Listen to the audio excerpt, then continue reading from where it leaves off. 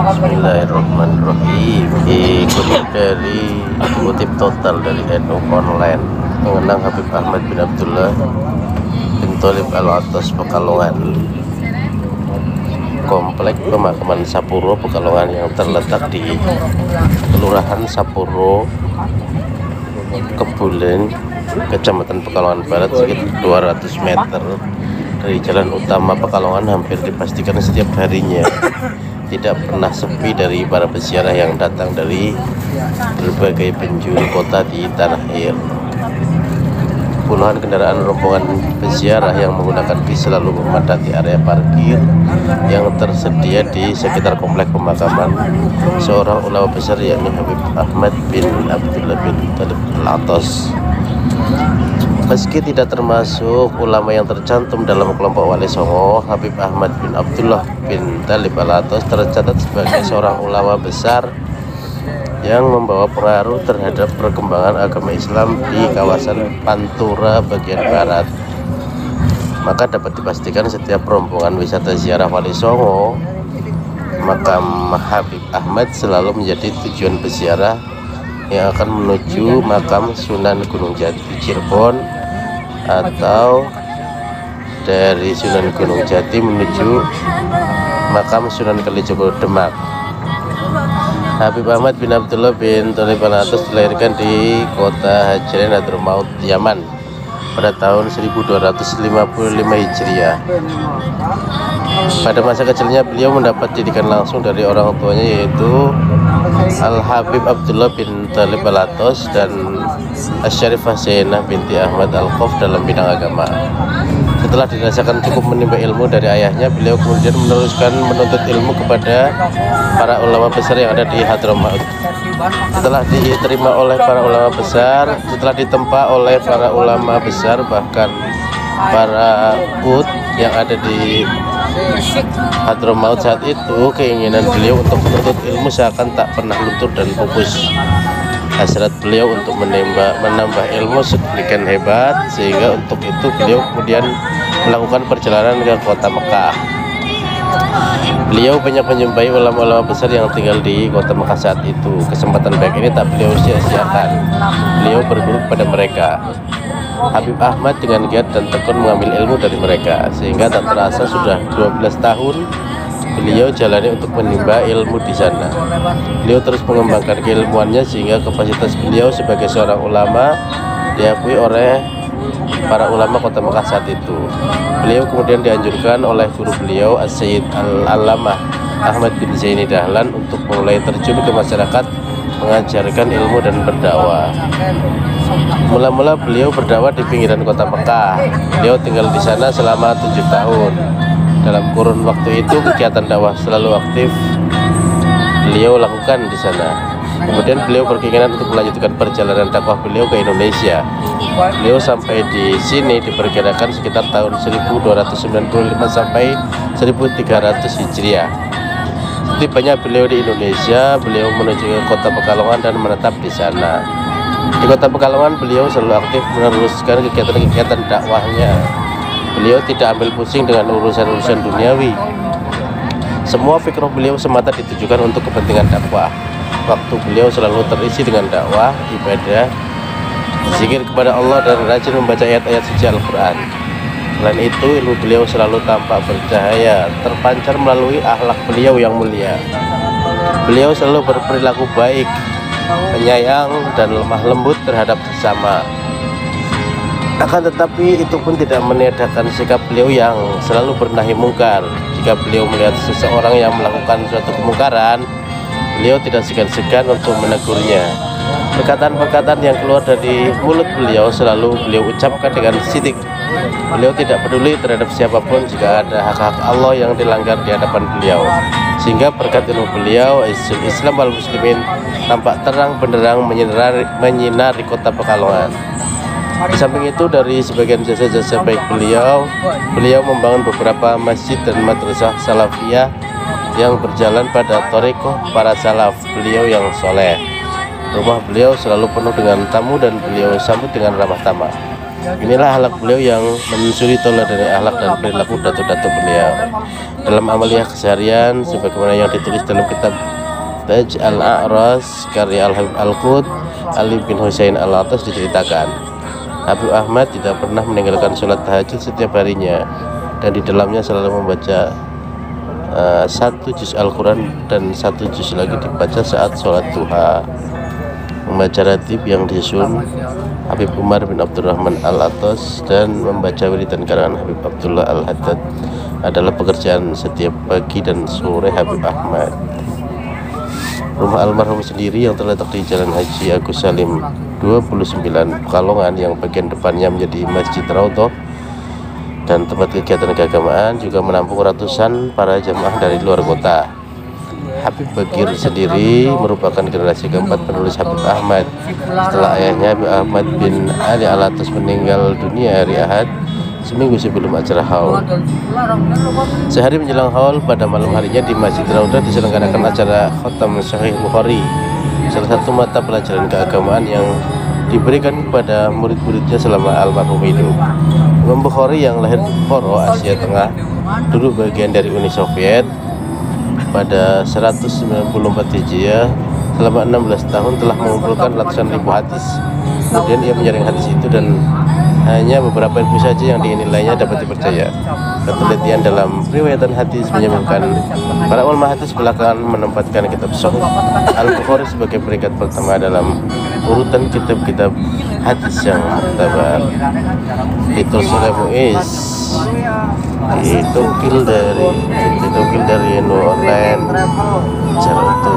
Wallahu a'lam bishawab. Nah, kumpul semua temannya. Ahmad Ahdi Safuro.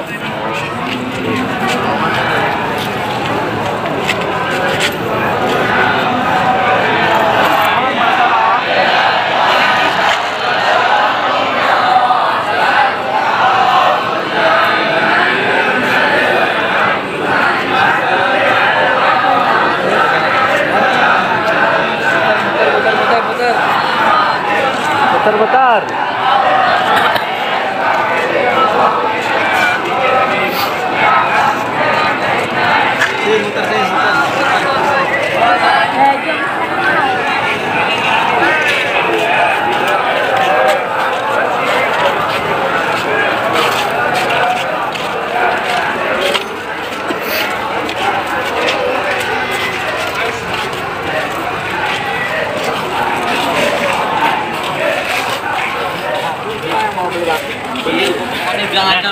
Area makam.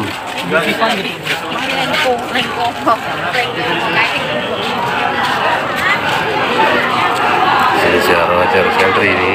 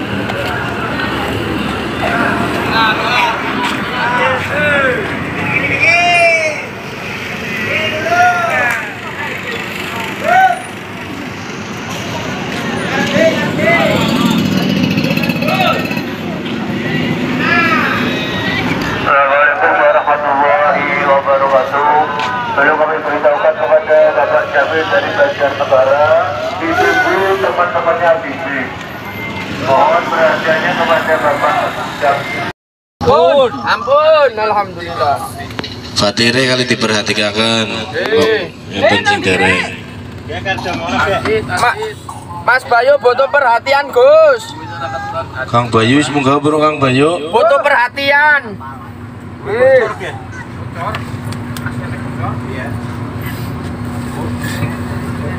Kok pripun? Wingi pati-pati daerah kan kudune betah. Apa? Kowe dicupen nang Wonosobo. Wonosobo mandek kowe. Belum. Di Wonosobo.